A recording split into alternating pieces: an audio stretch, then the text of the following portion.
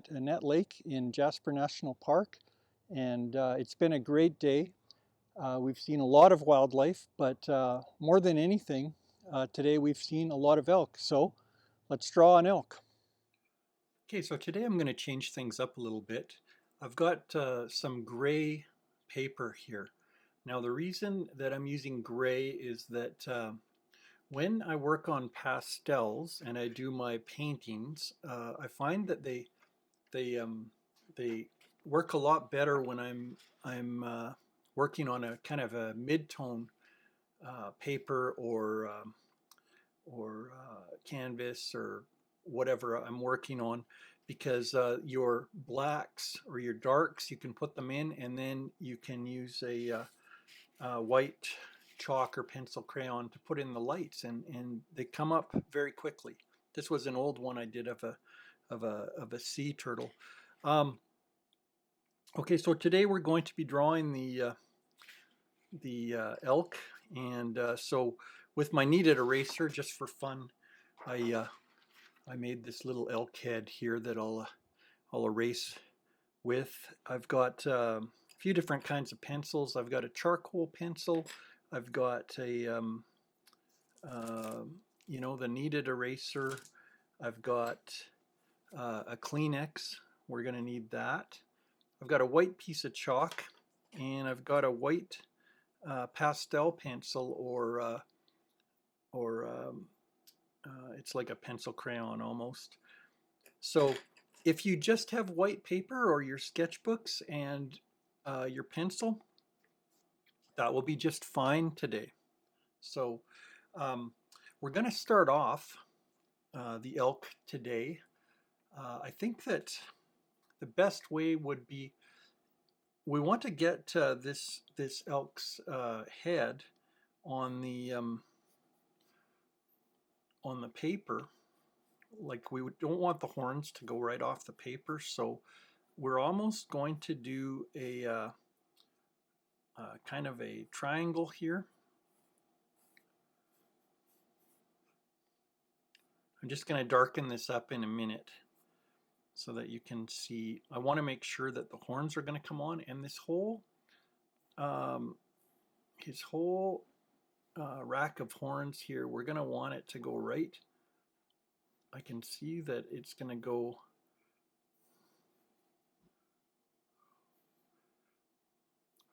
almost like a rectangle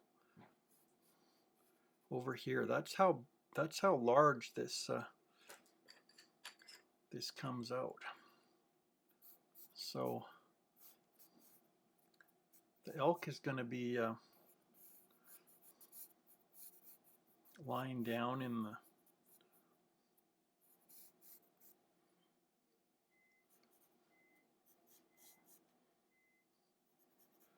the grass.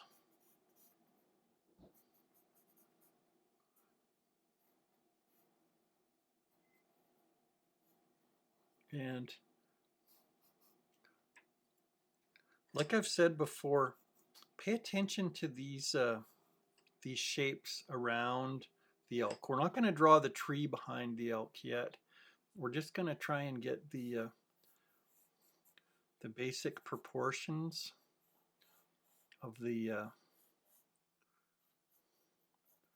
horns and so on.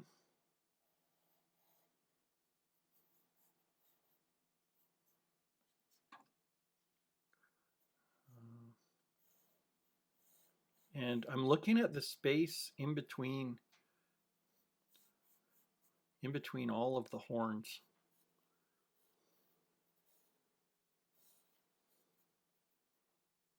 And I'm hoping that I'm trusting that just looking at these negative shapes that I'm going to get it right. And if the horns go off the page, let them. Always let things run off the page. Otherwise, if you try and squish them in, they're going to look very strange, and we don't want that.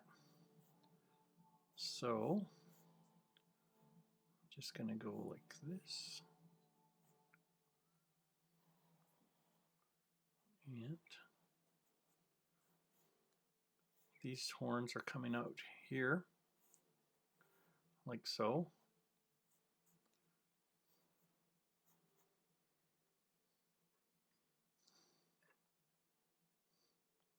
And I'm looking at these spaces in between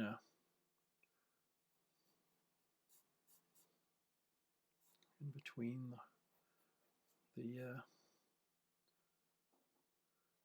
antlers.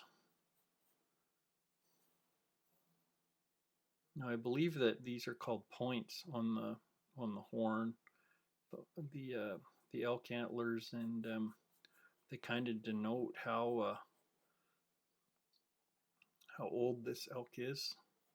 They shed these horns every year. The males do. This is a bull elk that we're drawing today. Oh yeah, see this horn's going to go right off the page, but I'm not going to worry about it.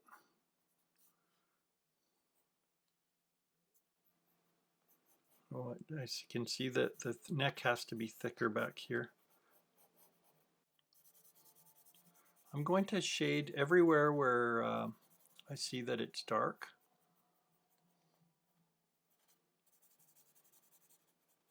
Okay.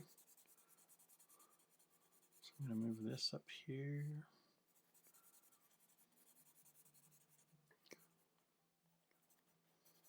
Everywhere where you see that it's dark, I want you to color in just like you were doing a coloring book in between the lines. And you're just going to, the way I do it is I just kind of shade back to forth like this, or back and forth like that.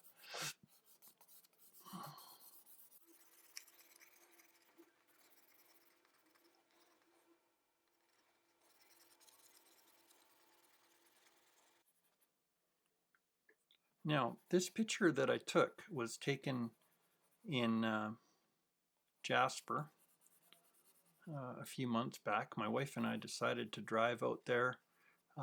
Although I've lived in Alberta my whole life, almost the majority of the 56 years, I've never been to Jasper beforehand. So we were driving by the Athabasca River, by the golf course there, and okay, just a minute, I have to deal with my cat. Okay, stay out.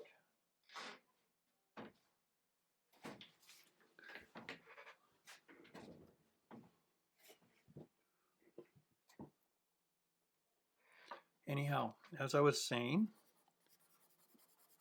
I'd never been to Jasper National Park before, and by the golf course there was this huge elk sitting in the grass or in the trees. And now normally I wouldn't have been able to get close enough to get this kind of picture of a large animal like this, but I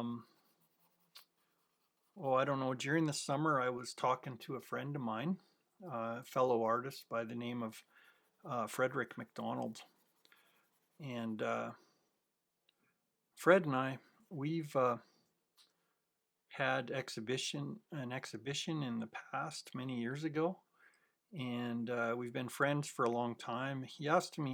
He phoned me up, he asked me how I was doing, what I was doing. Told him I was doing these videos mainly for younger people, but turns out a lot of adults are doing them now. And anyway, so I said to Fred, you know, the videos are turning out okay. The quality's getting better, but I wish I could get closer to the animals or the nature that I was drawing. And he said, well, what do you need? And I said, well, I really need a one of those telephoto lenses. And I said, but they're kind of out of range. They're pretty expensive. And so he didn't say anything about it. And then about a week later, telephoto came in the mail. It was from Fred. He wasn't using this particular one, and I I couldn't believe it. So he sent me that, and when we went to Jasper, I used it, and when I saw this elk, where my wife and I were walking, and a runner came by, and she said, "There is a huge elk up the road there. You guys need to see it." And so we were kind of behind a fence, so I normally wouldn't have even got as close as I did, or as we did, but I got some great film pictures of or footage of this massive elk, bull elk. So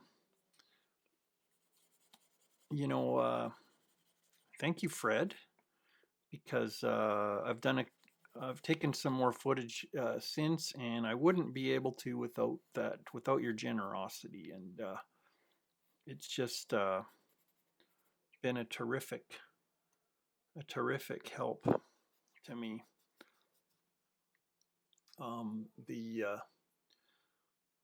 The lens.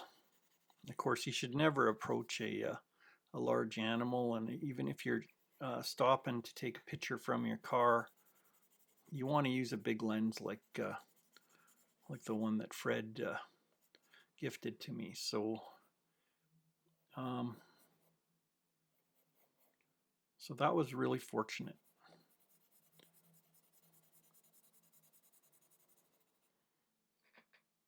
Now the elk are really majestic, um, ungulate. They're called. Anything that's got hoofs is called an ungulate, and they are indigenous. They've always been here in Alberta, and you might know you should keep your distance if you're in the national parks, because they might charge you, especially the males, who can get aggressive at certain times of the year when they're in their rut. So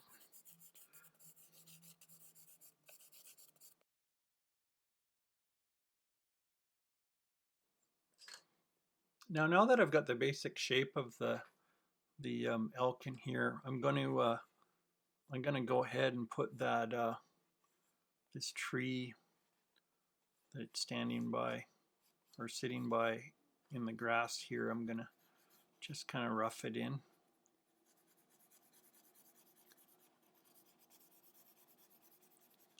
And I kind of squint my eyes and I look at all the big shapes that I can see. So I can see this is kind of gray back here, where this other tree is coming behind. What an incredible trip that was to go down to Jasper. I can't wait to go again. I can't believe that I've only been there once this whole time that I've lived here. And just an amazing place. The water is so green there. The mountains are so beautiful. And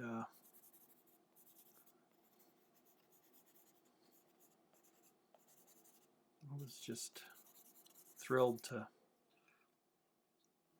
be able to go there. Okay, you might not have some white chalk, but I'm going to just kind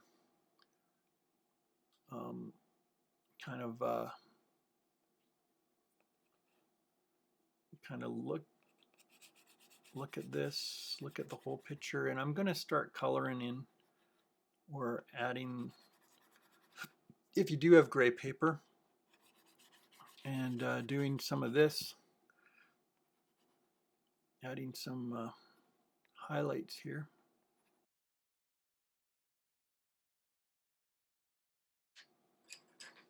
Try out this white pencil crayon too.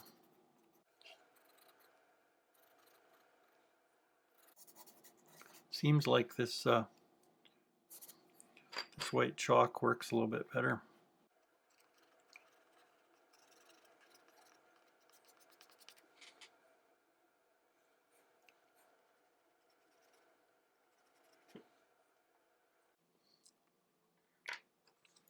Okay, so we're going to go back in and where it's really dark.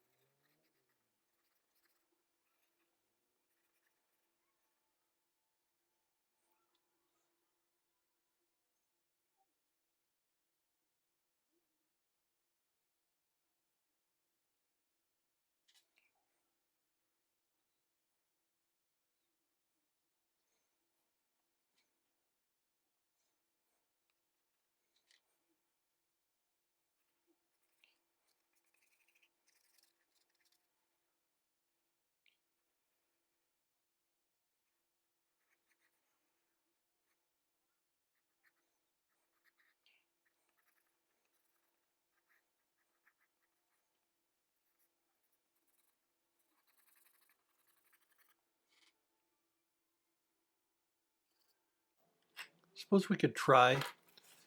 Don't know what's going to happen here because I've not done this before with the Kleenex on this kind of paper, but I suppose we could just go in and we could do some smudging in the background.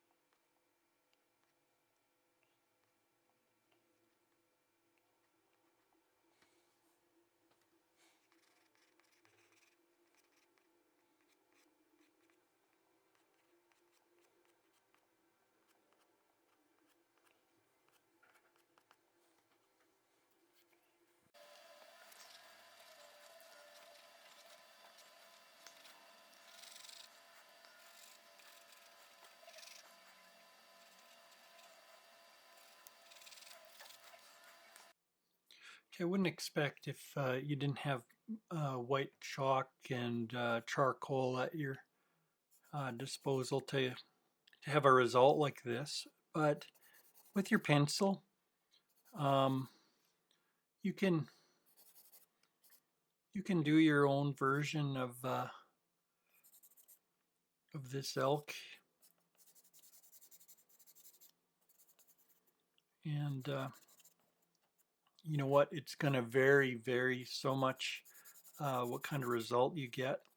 Last week I did the balloon with my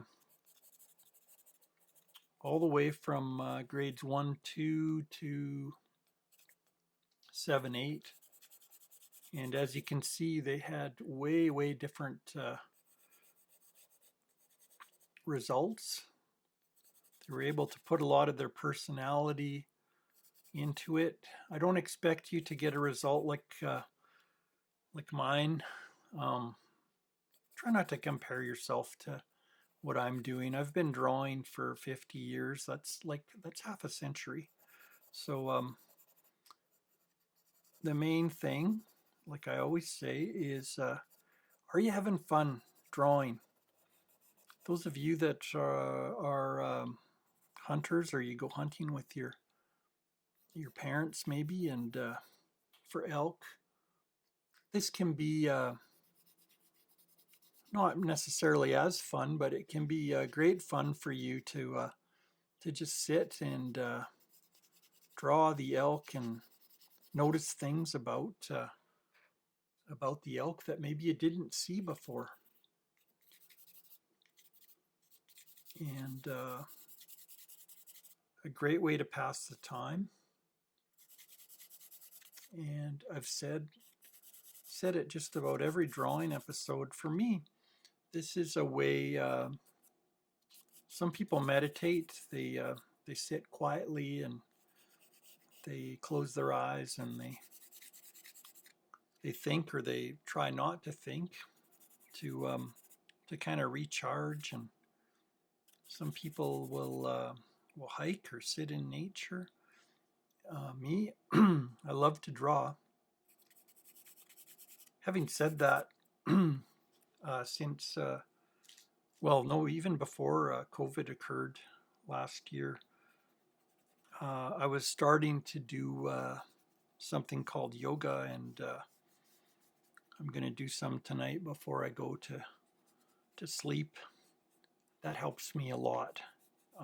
Keeps you keeps your body strong, and I feel like I can believe it or not, sometimes I get anxious, and it helps me with facing my day at work, or maybe unwinding. And that's just a great thing. And you know what? I am by no means very good at yoga. I just enjoy it, like maybe you could with drawing, even if you feel like you're just starting. But I'll tell you something. I started yoga three years ago, and when I started, I couldn't even sit cross-legged. Now I can do so much more than that, and I never ever thought that I would be able to do that. So,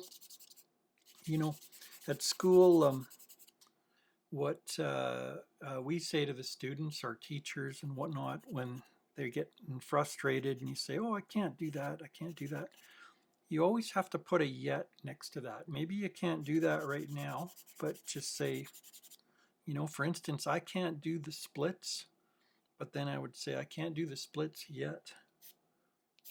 And, just one day, you'll be sitting there on the yoga mat or something, and you'll be watching what the yoga teacher's doing, or drawing teacher's doing, and then all of a sudden you're doing it, and you're just like, whoa, I didn't think I could ever do this. So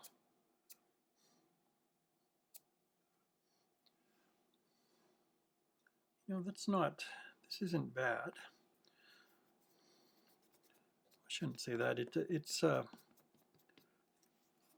I tried something a little bit differently today. I haven't used chalk and charcoal on a pencil this way before, so I think that it was a experiment, and it's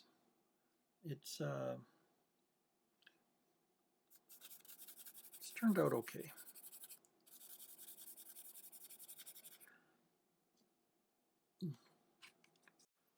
And today we drew the elk, and I'll just put my signature on here.